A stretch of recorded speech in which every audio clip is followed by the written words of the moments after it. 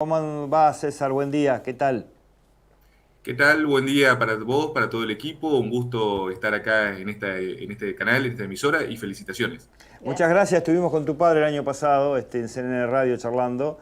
Y bueno, vos sos hoy, estás tomando un poco digamos, la posta, ¿no? De lo que es un entramado, un pensamiento, sabemos que están afincados en lo que es la derecha en cuanto a la ideología.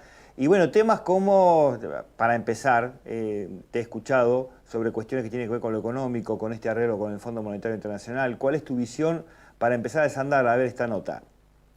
Bueno, nosotros en lo que entendemos con respecto a lo que está planteando ahora el precandidato y ministro Massa es que es más de lo mismo, es decir, con respecto al convenio o el arreglo que están haciendo con el FMI, lo que estamos observando en primer término es una continua y constante devaluación de nuestra moneda, que es Sí. parte de lo que está buscando el fondo, y en definitiva es seguir viviendo el préstamo, seguir insistiendo en pedir, pedir, pedir.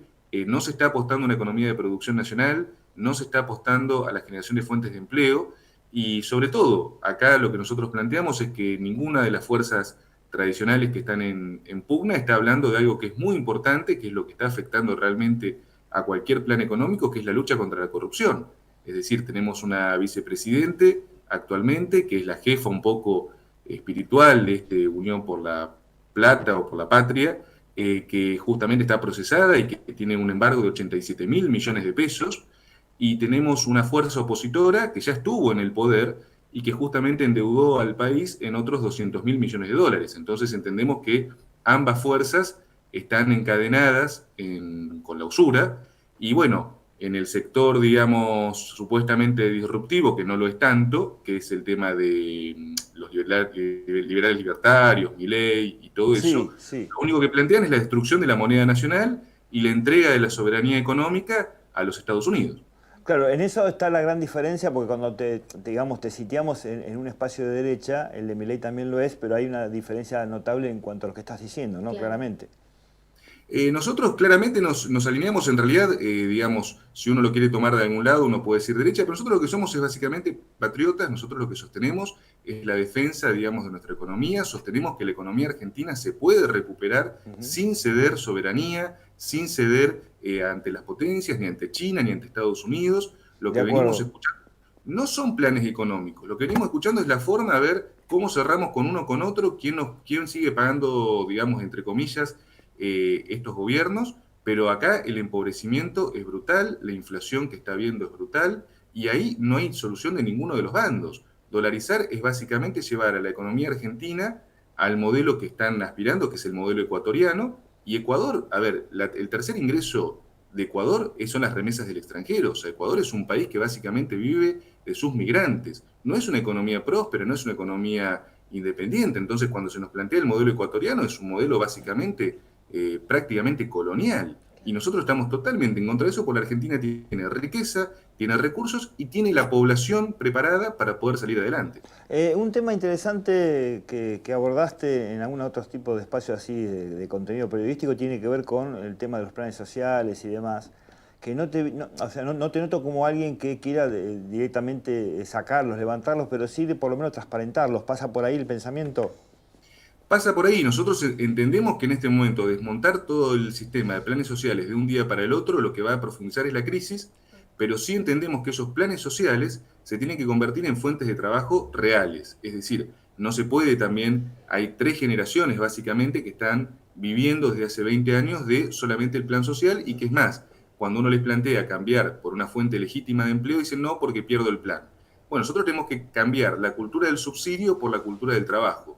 Evidentemente es un trabajo que no se puede hacer de un momento para el otro, en Claro. el sentido, tiene que hacerse, digamos, un poco con la razón y un poco también aquel que no quiera trabajar, bueno, tampoco puede seguir percibiendo el plan social. Esto ocurre en todas partes del mundo. Alemania, Estados Unidos, Australia tienen una subvención social, pero esa subvención es temporal y esa subvención es simplemente un paliativo hasta que la persona encuentre un empleo efectivo. No puede ser que hay gente que hace 20 años, reitero, y ya dos o tres generaciones están solamente viviendo el plan social. Es imposible eso. César, vos sabés que acá a nivel de Bahía Blanca, en épocas de antesalas electorales, se desarrolla un trabajo, una muestra muy seria que tiene que ver con tomar el pulso a la gente en cuanto a lo que se percibe, ¿no?, como intención de voto. Lo hace el U2, Radio Bahía Blanca, que es parte, digamos, del entramado de la nueva. Y en este caso, como nunca, dio el tema de los indecisos o de la gente que de alguna manera está mostrando esa sensación de hartazgo, de desesperanza, de decepción con la clase política. Pero como nunca, cosa que por un lado llama la atención y por otro lado no. Decís, bueno, es más de lo mismo, ¿no?, de lo que estamos percibiendo en la mayoría de la comunidad. Sí, no, mira, en mi caso yo rescato algo porque lo digo desde un punto de vista generacional. Yo tengo 40 años, o sea que nací en el año 83, nací con la democracia, crecí con los gobiernos democráticos, fue lo que fui conociendo, lo único que conocí, lo único que vi. Y yo creo que hay toda una sensación de la gente, justamente de que incluso hasta las fuerzas que parecían disruptivas terminaron, digamos, siendo más de lo mismo. Claro. Y la gente lo que está buscando son nuevas alternativas. Yo les agradezco el espacio y justamente, digamos, en alguna forma, a mí lo que me llevó a aceptar esta precandidatura y a poder, digamos, presentarme y poder plantear nuestras ideas, es justamente la convicción de que es esta generación la que tiene el deber de ponerse al frente y de decir, bueno, vamos a hacer un cambio en serio. O sea, vamos a terminar un poco con esta clase política que venimos heredando desde hace tantos años, desde hace décadas, y vamos a plantear ideas, digamos, que sean realmente nuevas y que estén ajustadas al siglo XXI. Yo vengo de una idea patriota, de una idea nacionalista, pero entiendo que la Argentina en el siglo XXI no tiene que plantear ninguna cuestión, ni de cuestión contra el extranjero, ni nada de eso, sino defender lo propio, proteger lo propio y sobre todo hacer un país, una Argentina, que se pueda plantar frente al mundo, digamos, en igualdad de condiciones, como lo han hecho otras naciones. Por ejemplo, yo cito mucho el caso de India, un país que hasta 1950 era colonia de Inglaterra y que salió adelante. Hoy India es un gran ejemplo. Sí, sí. Creo que tenemos que ver ese espejo. Sí. César, ¿cómo estás? Paola te saluda. ¿Qué tal, Paola? Bueno, yo creería que sos unos meses más chicos que yo, pero estamos ahí. Porque si no, seguramente sos mucho más chica que yo, lo que pasa que bueno. No, yo soy del 82, mirá. Vos sos yo soy de febrero del 83, así que estamos ahí. Están ahí. Soy de marzo del 82, pero yo ya caminaba y vos no todavía. Pero bueno, no importa, no vamos a pelear con quién dejó el pañal antes. Acá no pasa por eso. Pero bueno, voy a que comparto lo mismo que vos. Nosotros nacimos en un gobierno democrático. También nacimos cuando el pan te mandaban a comprar, ¿te acordás? Y costaba 5 pesos, ibas a comprarlo, salía 15. Bueno, todo ese tole. Y comparto totalmente la fuerza de tu juventud y de ese cambio. Cuando escucho también la palabra cambiar, y muchas veces, que no quiere decir que siempre, me causa un efecto contradictorio a lo positivo. ¿Por qué? Porque vamos a suponer, entrás como intendente, no sé, digo, el gobierno entrás, son 4 años. Sí. Suponiendo que se pueda renovar, 8. A nivel legislativo se renueva. Bien, perfecto. Y cuando escucho muchas veces cambiar, digo, ¿realmente vale la pena, más allá de todo? Porque los conceptos de todos los partidos son lo mismo, lo mejor para el ciudadano. Pero digo, ¿vale la pena o vamos realmente por un cambio al 100? Porque yo lo escucho y es perfecto y digo, pero ¿hay que cambiar todo? ¿Sirve realmente cambiar todo? ¿Se sostiene en el poco tiempo que tienen ese cambio realmente? O quizás como uno ve en otros gobiernos de otros países, hasta una continuidad o un agarre de algo, claro, del otro, me parece que armando un poquito... ¿Me lo decodificás? Por ahí para ampliar un poco el concepto y la mesa, digamos, digo, porque más que una entrevista, más que esto sea una entrevista, una charla, claro, yo no lo entiendo. Me parece que la gente, el ciudadano, está ávido por políticas estructurales y que no se cambien según en los tiempos. El perfil o el modo de quien mañana haga gestión. No hay políticas estructurales a nivel educativo, a nivel seguridad, mirá, me ponen una maceta, después me la sacan, a nivel salud. Es como que vamos de un extremo al otro permanentemente y esos vaivenes también nos hacen un país imprevisible, porque no hay previsibilidad, ¿Se puede como poner de acuerdo en algún punto todos los gobiernos, o sea, todas las mentes en sí, para que realmente sí podamos funcionar en democracia? Eso ya es más complejo. Pero bueno. Pero digo, es complicado, ¿viste? Porque a veces digo, me encanta, pero en 4 años ¿se puede demostrar realmente un cambio? ¿Se puede sostener? Yo creo que lo que planteas, por eso te digo, somos desde la ignorancia total, porque te juro, recién ahora me estoy adentrando en esto. Así que te lo digo brutamente, Paola, vos decime lo que me tengas que responder, No, no, al contrario, Paola, al contrario, si yo coincido con vos, creo que es un poco lo que vos vivís, lo que nosotros vivimos, por eso hablo de una cuestión en algún punto generacional, porque somos hijos de esta democracia, somos hijos de la República, y justamente esa sensación que vos tenés es la que yo tengo. Ah, Yo muchas veces digo que no es que hay que cambiar las leyes o hacer nuevas leyes, hay que aplicarlas. hay que aplicarlo. Las Claro. leyes no están mal. En general están, sí. Un punto. Y en el Están. otro punto de las políticas, yo por eso digo, no es que está mal en sí, no estoy en contra del plan social como concepto, porque de hecho el origen del plan social es un origen que surgió en el 2001, después de la grave crisis, Sí. y donde la gente realmente no tenía un peso, porque hubo una crisis, una devaluación Uf. masiva, millones de comerciantes Salvaje fue. quebraron. Surgió por eso, surgió algo bueno. Ahora, el problema, que yo digo que acá lo que tenemos que afrontar no es el problema de la institución. Es más, ni siquiera soy de los que dicen el enemigo es el Estado porque es una tontería. No, El claro. Estado es una herramienta. El Estado es lo que, digamos, se construye a través de quienes ejercen el poder. Lo que sí planteo es que tiene que haber una lucha fuerte contra la corrupción, que no la hay. No hay juicios contra los corruptos. Entonces, lo que sí en el cambio, yo no digo un cambio en cuanto a las leyes o eso Claro. porque no me parece necesario. Mm. Me parece que es necesario cambio de figuras y cambio de estructuras en cuanto a quienes ejercen el poder. Y también una cuestión ejemplificativa, es decir, porque vuelvo a decir, es una ronda de dirigentes que pasan. Una de las cosas que nosotros planteamos, que quizás sea una de las más duras, pero creo que es necesaria, es que tiene que haber un juicio también contra aquellas figuras que han ejercido el poder y que hasta ahora no han rendido cuentas. Porque pasan unos, pasan los otros, dicen, este corrupto, llegan al poder y de repente uno los ve tomando Bueno, un café. eso es impunidad. Sí. Es la impunidad con la cual se han manejado muchos gobiernos y Que lamentablemente tenemos no, que condenar no, como no han ciudadanos. rendido cuentas. Estoy esperando todavía que me digan qué pasó con Y, ciertas y cuestiones tienen que hacerlo no. porque son empleados de nosotros, Y bueno, en el buen nada. término diciendo, ¿o no? Exactamente, no son empleados. Sí. Y ojo, y Bahía Blanca, por ejemplo, es una ciudad que tiene un enorme potencial, pero que incluso, a ver, es imposible entender cómo en Bahía Blanca todavía, después de décadas, sigue habiendo la crisis con la cuestión del agua. Sí, Es decir, sí, una sí. obra tan básica como Y eso. todos maquillajes lo que se han Agua. hecho. Lamentablemente fueron todos maquillajes. Acá tengo a mi izquierda a Nilo Navas. Él es sobreviviente de Belgrano y alguien que ha hecho, Bueno, un honor. alguien Sí, que ha bueno. hecho dado mensajes tremendamente elocuentes de lo que fue aquello y que aún hoy sigue atravesando esa idea de memoria y de preservar la identidad, ¿no? Nilo. Bueno, ¿qué tal, César? Un gusto ¿Qué tal, Milo? saludarte, un placer. Un placer.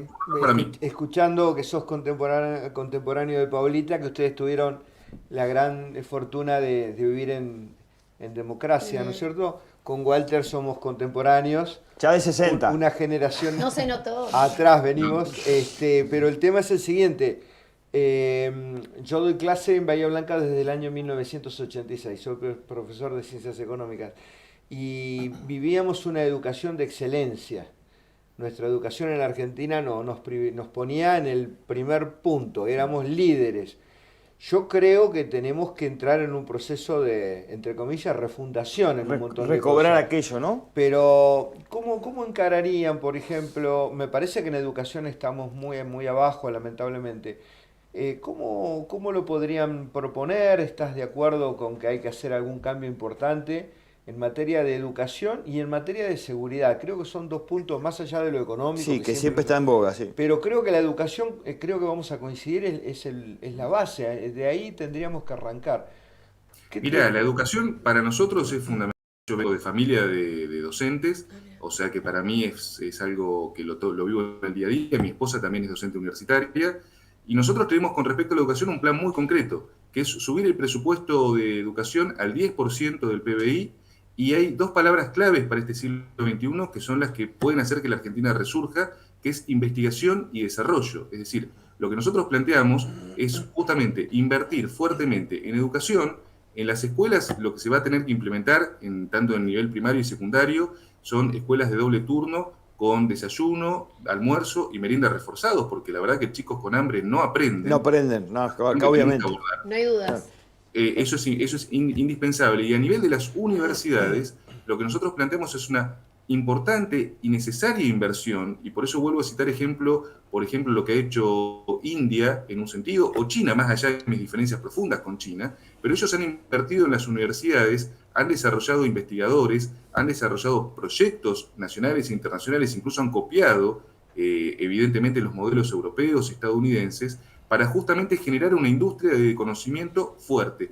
La Argentina lo que necesita es una revolución del conocimiento, donde tengamos una población activamente bien alimentada, sana, con salud, con educación, y que justamente esté preparada para este siglo XXI, que no lo está en este momento. En este momento la población está sumida en una de las mayores crisis, digamos, de analfabetismo e incluso mal aprendido. Uno ve la situación, digamos, en las universidades, veo los exámenes que rinden a veces los alumnos de mi esposa y a veces me siento un poco preocupado porque son alumnos de medicina.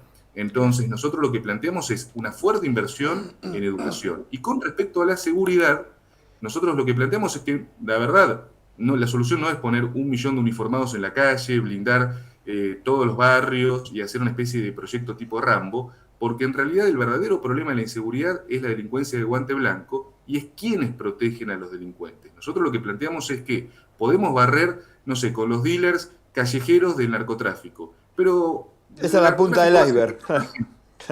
El tema es que tenemos que agarrar a los políticos que están cubriendo, porque hay una protección política, esto lo vemos muy claro en Santa Fe. No puede ser que en Santa Fe todos los candidatos se acusen de ser narcotraficantes y parece que en algún punto todos tienen algún punto de culpa.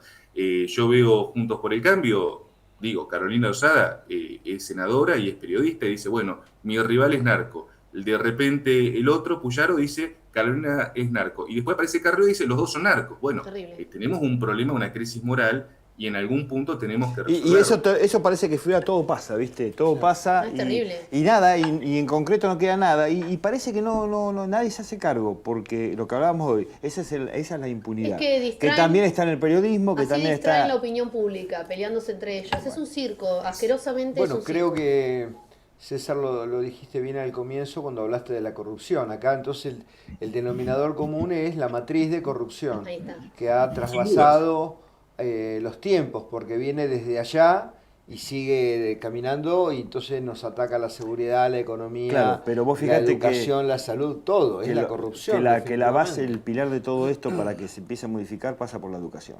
A partir de ahí me parece que vamos a exigir otro tipo de cuestiones, la gente va a estar más preparada para justamente aventar todo ese tipo de La cuestiones. educación va a demorar mucho tiempo, Sí, Walter. y eso no es un cosa Va a de 2 demorar días. mucho tiempo, entonces como decía Paola, no son 4 años, 8 años, esto va a ser algo muy largo, o sea, va a demorar mucho tiempo reconstituir, insisto en la palabra, refundacionar en un montón de puntos.